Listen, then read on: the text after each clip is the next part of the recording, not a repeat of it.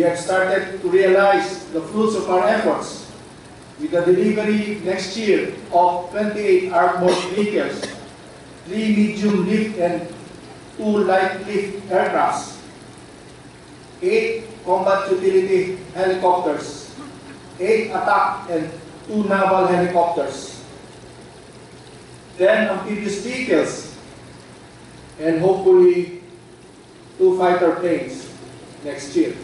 You embody the strength and resilience that uplift our nation in time of need.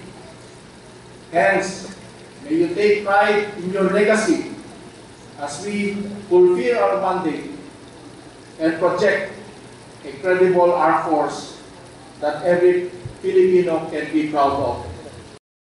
With no regard for our personal safety in fulfilling our institutional mandate to protect our people and secure our sovereignty and territorial integrity. May good news na po tayo sa inyong anibersaryo. Ang sabi sa atin ni Senate President Franklin Duero na kasama ng araw nito, naipasaran sa Senado at sa Kamara de Representantes ang panawalang iyanat sa 150 piso mula sa 70 piso ang subsistence allowance ng ating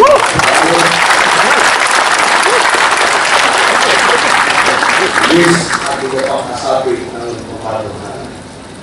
Nalalamit ako ang 2016. At alam po natin na sa panahon ng aral, talaga may mga pupumilit pa rin kami para sa pag-sarili.